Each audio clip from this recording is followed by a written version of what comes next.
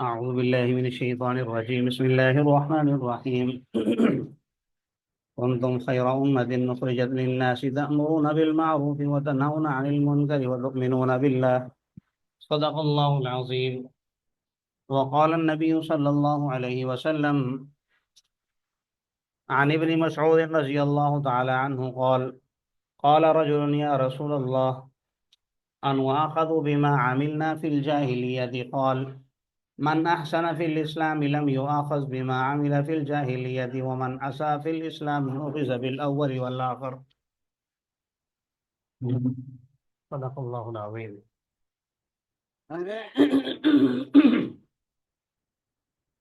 الحمدللہ ثم الحمدللہ آج ہمارا 7واں لیکچر ہے یا 8واں لیکچر ہے۔ عنوان ہے قرآن اور پیغمبر علیہم الصلاۃ والسلام کا طریقہ دعوت، یعنی رسول اللہ صلی اللہ علیہ وسلم کا لوگوں کے ساتھ انداز تکلم دعوت کے طریقہ کار میں کیا تھا۔ 2 آیتیں میں نے تلاوت کی ہیں۔ پہلے یہاں یہ آیت دیکھ لیجیے جو یہاں پر ہے، قُلْ يَا أَهْلَ الْكِتَابِ تَعَالَوْا إِلَىٰ كَلِمَةٍ سَوَاءٍ بَيْنَنَا وَبَيْنَكُمْ أَلَّا نَعْبُدَ إِلَّا اللَّهَ۔ آپ فرما دیجیے اے اہل کتاب آ جاؤ ایسی بات کی طرف جو ہمارے اور تمہارے درمیان برابر ہے، یہ کہ ہم عبادت نہ کریں مگر اللہ جل جلالہ کی، اور ہم اس کے ساتھ کسی کو شریک بھی نہیں کریں گے، اور ہم اللہ کو چھوڑ کر ایک دوسرے کو رب بھی نہیں بنائیں گے۔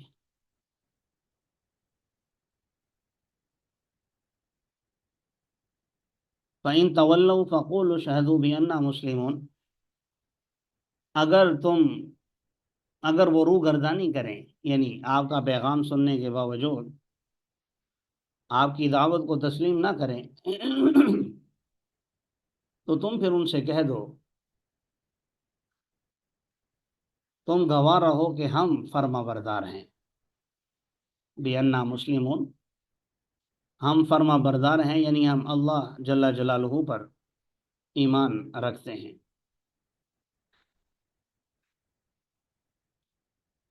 حدیث مبارکہ بھی دیکھ لیجیے پہلے، پھر عنوانات کی طرف آتے ہیں۔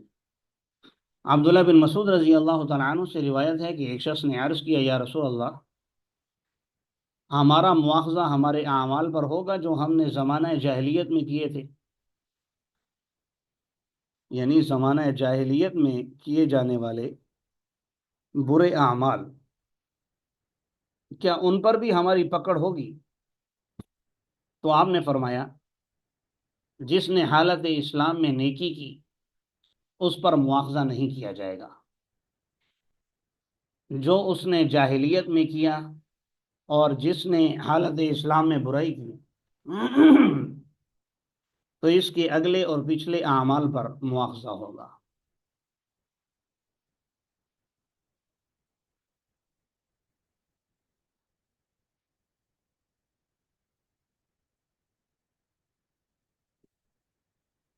ہمارے آج کے سبق کے عنوانات ہیں: اہل کتاب سے انداز خطاب، مشرکین سے انداز خطاب، دعوت و تبلیغ میں نرم رویہ رکھنا، نمبر 4 جنگ سے پہلے مد مقابل لشکر کو بھی دعوت اسلام دینا، حتیٰ کہ یعنی آخری درجہ جو ہے مرتد کو بھی 3 دن کی مہلت دینا۔ یہی میں عرض کرنے لگا تھا، اہل کتاب سے انداز خطاب کے حوالے سے جو آیت کریمہ پڑھی کہ جب بھی آپ کا کسی اہل کتاب کے ساتھ مناظرہ ہو، مکالمہ ہو، یا کوئی بھی آپ کی اس سے بحث ہوتی ہے، بلکہ کسی بھی مخالف سے، اس میں چونکہ ہمارا عنوان اہل کتاب کا ہے اور مشرکین کا اس لیے میں نے ان کا نام ذکر کیا ہے، وگرنہ کوئی بھی ہو تو مد مقابل کو سب سے پہلے ان نکات کی طرف لے کر آنا ہے جو آپ کے اور اس کے درمیان مشترک ہو، جسے وہ بھی مانتے ہوں اور آپ بھی مانتے ہوں۔ تو سب سے پہلے مخالف کو، مد مقابل کو اس عنوان پر لانا ہے، کیونکہ جو چیزیں آپ کے اور کسی کے درمیان میں قدر مشترک ہوا کرتی ہیں، جیسا کہ دو بھائی ہیں، ان میں قدر اشتراک نسب بھی ہے، خون بھی ہے، رشتہ داری بھی ہے، گھر میں یعنی ایک جگہ اٹھنا بیٹھنا بھی ہے، معاش بھی ہے، معاشرت بھی ہے، تو اس لیے ان میں محبت پیدا ہوتی ہے، مل جل کے رہتے ہیں۔ تو اسی طرح اللہ تبارک و تعالی نے رسول اللہ صلی اللہ علیہ وسلم کے انداز سے ہمیں قیامت تک آنے والی انسانیت کو، اور بالخصوص اہل علم طبقے کو، مبلغین کو یہ بتایا اس آیت کریمہ میں کہ آپ کہہ دیجئے اہل کتاب آ جاؤ ایسی بات کی طرف جو ہمارے اور تمہارے درمیان مشترک ہے۔ مشترک میں یہ بات ہے کہ تم بھی غیر اللہ کی عبادت نہیں کرتے اور ہم بھی نہیں کرتے۔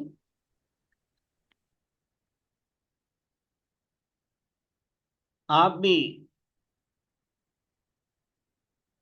غیر اللہ کی عبادت نہیں کرتے، ہم بھی نہیں کرتے، ایک فقط اللہ کی عبادت کرتے ہیں۔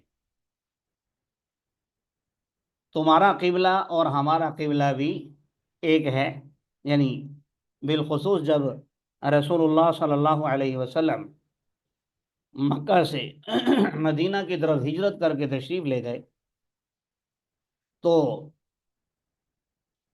تقریباً بخاری شریف کے الفاظ ہیں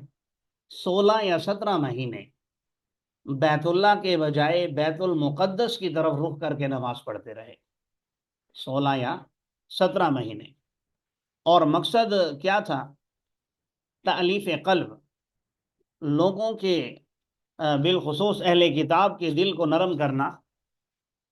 تاکہ وہ دین اسلام سے متاثر ہوں اور اس کی طرف راغب ہوں۔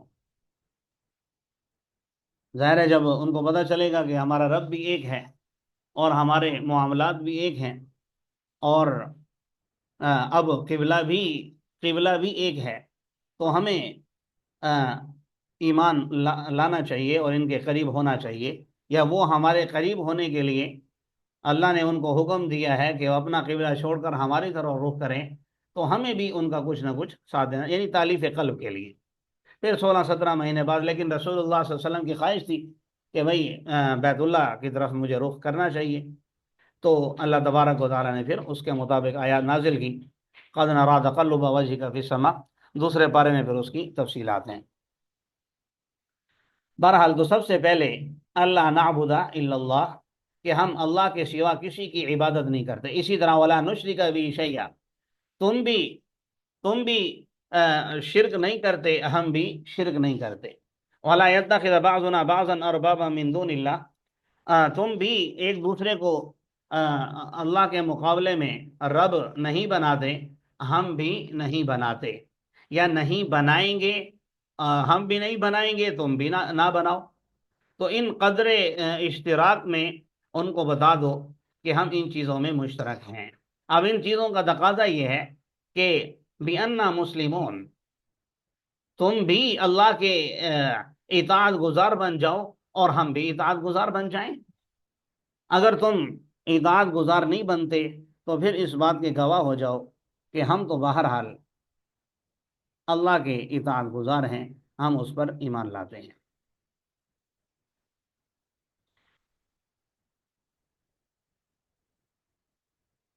دوسری آیت کریمہ جو میں نے ذکر کی ہے،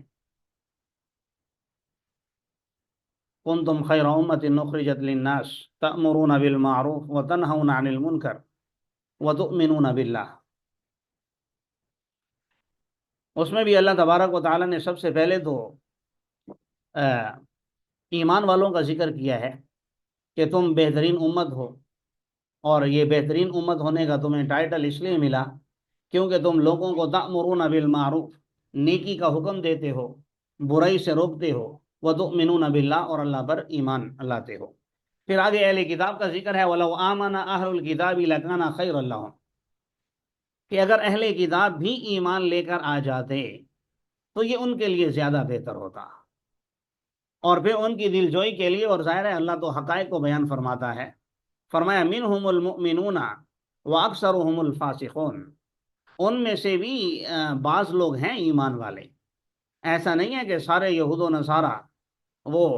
اہل جہنم میں سے ہوں یا غلط راستے پہ چلنے والے ہوں، بلکہ ان کے پاس بھی قرآنی تعلیمات موجود ہیں، آسمانی تعلیمات، قرآنی نہیں،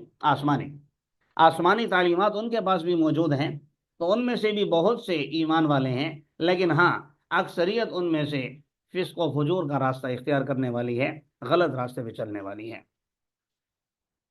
گویا یہاں بھی اللہ تبارک و تعالیٰ نے اہل کتاب کو اہل اسلام کے زیادہ قریب قرار دیتے ہوئے اس بات کی ترغیب دی ہے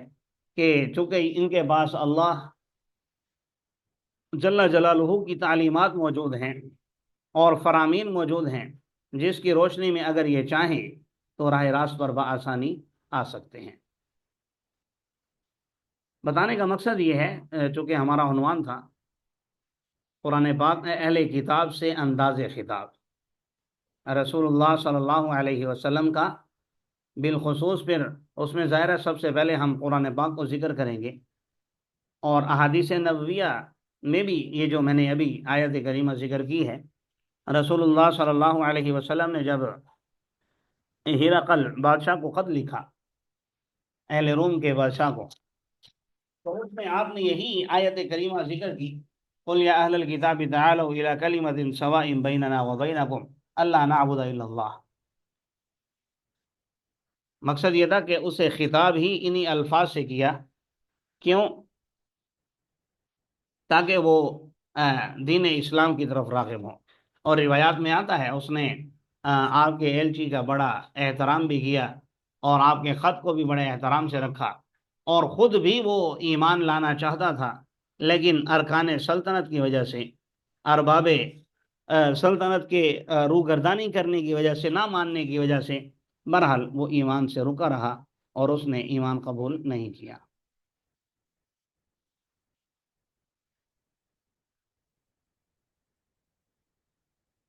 وقت مختصر ہے اس لیے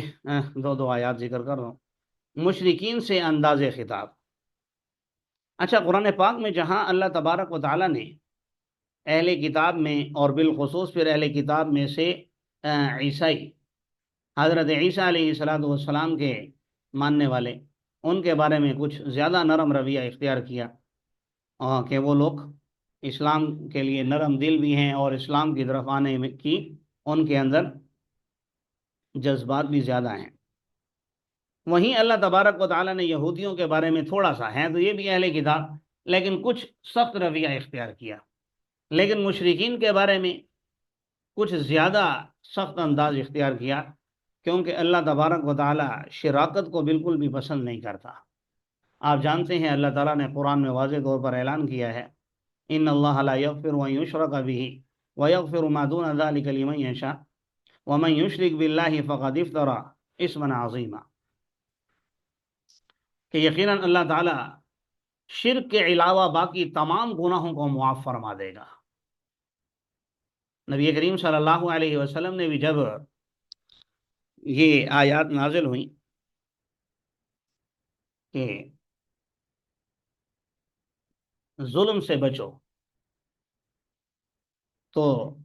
جس نے تھوڑا سا بھی ظلم کیا تو اس پر پکڑ ہوگی، حساب کتاب ہوگا۔ صحابہ کرام رضوان اللہ علیہم اجمعین پریشان ہو گئے، کیونکہ اہل زبان تھے، اہل لسان تھے، سب کچھ سمجھتے تھے کہ ظلم کیا ہوتا ہے۔ ظلم کہتے ہیں وضع الشیء فی غیر محلہ، کسی چیز کو رکھنا اس کی جگہ کے علاوہ میں، وضع الشیء فی غیر محلہ۔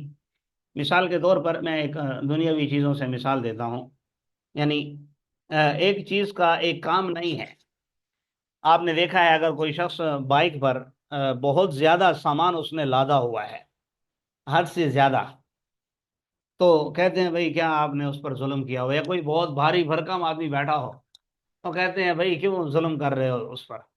یا چھوٹی سیٹ ہو بڑا آدمی بیٹھا ہو، اس طرح کیا کہہ دیا جاتا ہے۔ مقصد یہ ہے کہ یہ اس پر ظلم، کیا مطلب، بھائی آپ کے بیٹھنے کی یہ جگہ نہیں تھی، یا اس چیز کے اندر یہ اہلیت نہیں تھی جو آپ نے اس پر سامان لاد دیا ہے۔ تو وضع الشیء فی غیر محلہ، کسی چیز کو رکھنا اس کی جگہ کے علاوہ میں۔ تو ہماری یہ پیشانی یہ کوئی عام چیز نہیں ہے، ہمارا یہ سر اور ہمارا یہ ماتھا، پیشانی جو ہم ٹیکتے ہیں سجدے میں اپنے رب کے سامنے، اب اسے قبروں پر، مزاروں پر، درباروں پر یا غیر اللہ کے سامنے ٹیکنا یہ بہت بڑا جرم ہے۔ اللہ تبارک و تعالی ہر گناہ کو معاف فرما دیتے ہیں لیکن شرک کو معاف نہیں کرتے۔ نبی کریم صلی اللہ علیہ وسلم کے پاس ایک صحابی آئے اور آتے ہی آپ کے سامنے سجدے میں گر گئے۔ آپ نے پکڑا بھائی کیا معاملہ ہے؟ تو مختلف الفاظ ہیں روایات میں، تو انہوں نے فرمایا کہ فلاں علاقے میں ہم نے دیکھا کہ لوگوں کا ایک بادشاہ ہے، وہ اپنے بادشاہ کو سجدہ کرتے ہیں، تو ہمارے لیے تو سب کچھ آپ ہیں، آپ ہی اس اہل ہیں کہ آپ کو سجدہ کیا جائے۔ تو نبی کریم صلی اللہ علیہ وسلم نے فرمایا نہیں، اگر میں اللہ کے علاوہ کسی اور کو حکم دیتا کہ سجدہ کرنا جائز ہے، اللہ کے علاوہ کسی کو سجدہ کرنا جائز ہے، مگر میں حکم دیتا تو بیوی کو حکم دیتا کہ وہ اپنے خاوند کو سجدہ کرے، لیکن اللہ کے علاوہ کسی کے سامنے ماتھا ٹیکنا، کسی کے سامنے اپنا سر جھکانا یہ جائز نہیں ہے۔ یہ میں نے عنوان تو ہمارا خطاب کا ہے کہ آپ کا انداز تکلم کیا تھا، لیکن شرک کی میں تھوڑی سی ڈیٹیل میں اس لیے چلا گیا کیونکہ ایک شرک جلی ہے پیشانی ٹیکنا، ایک شرک خفی ہے، ایک ہے شرک جلی واضح شرک، اور ایک ہے شرک خفی چھپا ہوا شرک۔ اس کی وجہ سے آپ کسی پر مشرک ہونے کا فتویٰ تو نہیں لگا سکتے، کسی کو آپ کہہ تو نہیں سکتے، یا اپنے بارے میں بھی آپ ہو سکتا ہے معلوم نہ کر سکیں کہ میں اس سے مشرک ہو گیا ہوں، لیکن آپ ہو سکتا ہے ہو گئے ہوں اللہ کی نظر میں۔ مثال کے طور پر میں نے کہا کہ اللہ تبارک و تعالیٰ کے مقابل کسی کو لا کھڑا کرنا، یا اللہ تبارک و تعالیٰ کے لیے ایک کام کرنا چاہیے کسی اور کے لیے، اذان ہوئی، مؤذن نے آواز دی حی علی الصلاۃ، نماز کے لیے آ جاؤ، دوست نے کہا پارک چلو، سینما چلو، بازار چلو، اب اگر میں اور آپ اس کے ساتھ بازار چلے گئے، اب ٹھیک ہے میں یہ نہیں کہتا کہ یہ شرک ہے، لیکن اگر آپ غور کریں تو شرک خفی تو ہے۔ چلے دوست کو بھی چھوڑ دیں، آپ کے دل میں آیا، آپ کے خواہش میں آیا، آذان ہوئی، اللہ نے کہا مسجد میں آ جاؤ، آپ کے دل نے کہا کہ نہیں بازار چلو یا سو جاؤ، اب آپ نے اللہ کے مد مقابل اپنی خواہش کو، اپنے دل کو لا کھڑا کیا نا، یہی تو نہیں کرنا تھا۔ تو ایک اعتبار سے دیکھا جائے تو یہ بھی شرک خفی میں آتا ہے۔ اللہ تبارک و تعالی قرآن پاک میں فرما رہے ہیں افمن اتبع الہہ ہوا، بھلا وہ شخص کیسے کامیاب ہو سکتا ہے جس نے اپنی خواہشات کو اپنا معبود بنا لیا ہو، اپنی خواہشات کو اپنا الہ بنا لیا ہو۔ تو معلوم یہ ہوا کہ اس چیز سے بھی ہمیں باز رکھنا ہے، اس غلط فہمی میں نہیں پڑے رہنا کہ بھائی ہم تو الحمدللہ مشرک نہیں ہیں، ہم تو کسی کے سامنے نہیں جھکتے۔ بھائی جھکتے نہیں ہیں لیکن کسی اور معاملے پر آپ کوئی گڑبڑ تو نہیں کر رہے، کہیں اور ایسا تو نہیں ہو رہا جس سے آپ اپنے سابقہ اعمال کو ضائع کر رہے ہیں۔ جیسے رسول اللہ صلی اللہ علیہ وسلم نے ریاکاری کو شرک خفی کہا، ریاکاری، بلکہ نبی کریم صلی اللہ علیہ وسلم نے فرمایا کل قیامت کے دن تین لوگ ہوں گے، تین قسم کے لوگ سب سے پہلے جہنم میں جائیں گے، ایک عالم ہوگا، ایک شہید ہوگا، ایک سخی ہوگا۔ اللہ تعالیٰ عالم کو بلائیں گے کہ میں نے تمہیں علم دیا، جوانی دی، عزت دی، قدرت دی، فلاں دیا، فلاں دیا، تم نے میرے لیے کیا کیا؟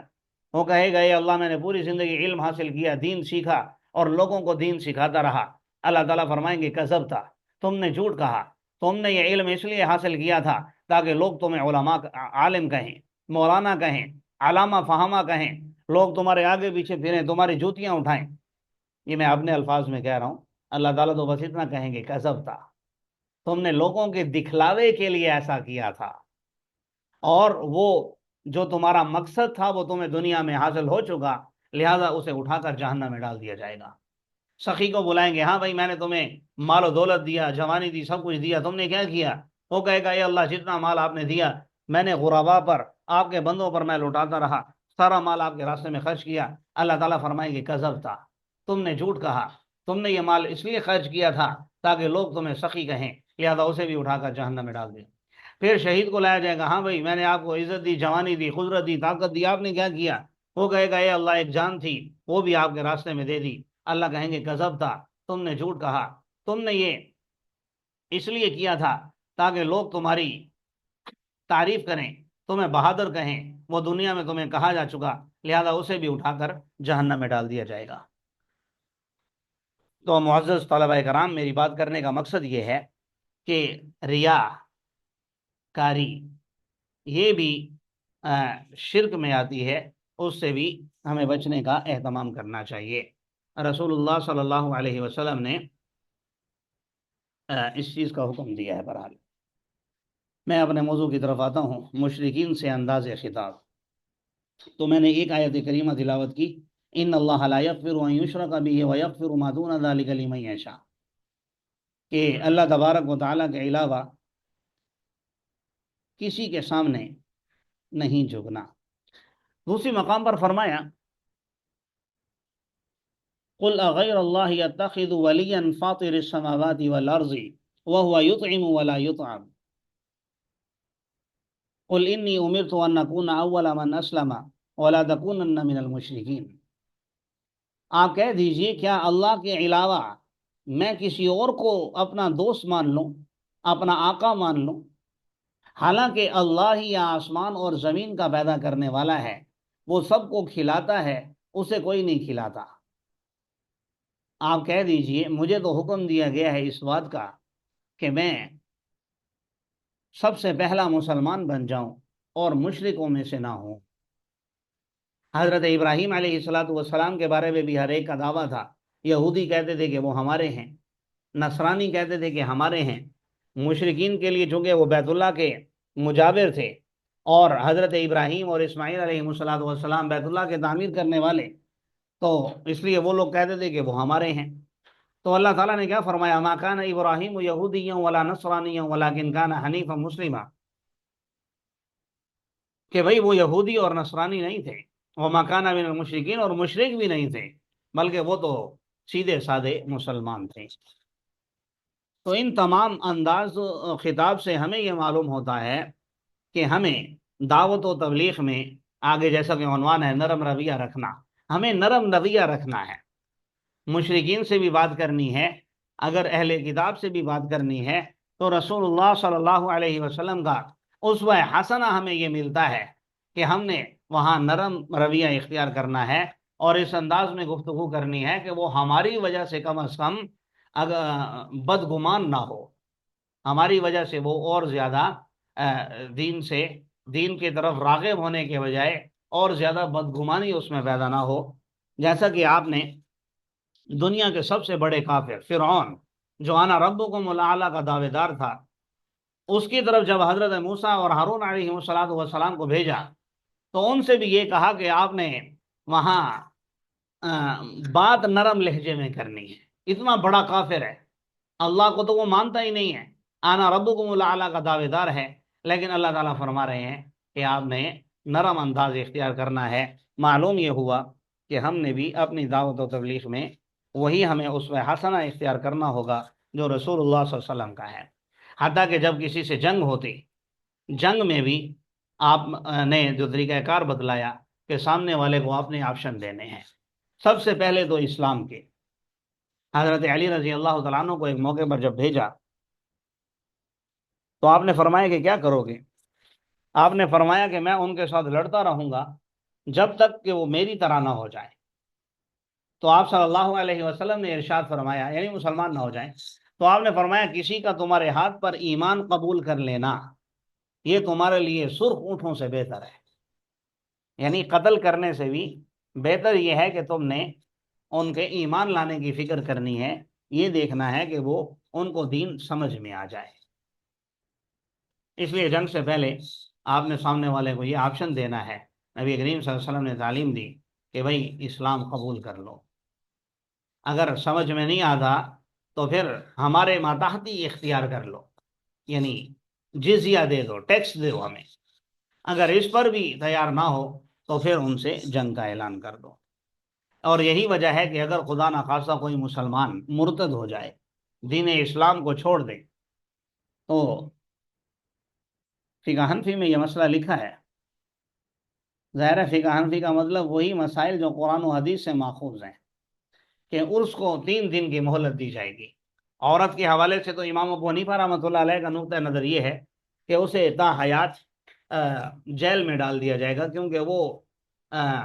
ناقص العقل ہے، اسے معلوم نہیں ہے کہ میرے لیے کیا فائدہ مند ہے اور کیا نقصان دہ، لہٰذا اسے ہمیشہ کے لیے جیل میں ڈال دیا جائے گا، حتیٰ کہ وہیں فوت ہو جائے یا پھر راہ راست پر آ جائے۔ لیکن جو مرد ہے اسے 3 دن کی مہلت دی جائے گی، اگر ایمان دوبارہ قبول کر لے تو ٹھیک، نہیں تو پھر اسے قتل کر دیا جائے گا، جیسا کہ نبی کریم صلی اللہ علیہ وسلم کی حدیث ہے، من بدل دینہ فاقتلوہ۔ نبی کریم صلی اللہ علیہ وسلم نے فرمایا، او کما قال علیہ الصلوۃ والسلام، کہ جو شخص اپنے دین کو بدل دے تو اسے قتل کر دو۔ اللہ تعالی ہمیں یہ باتیں سمجھنے کی اور رسول اللہ صلی اللہ علیہ وسلم کے اسوہ حسنہ پر چلنے کی توفیق عطا فرمائے۔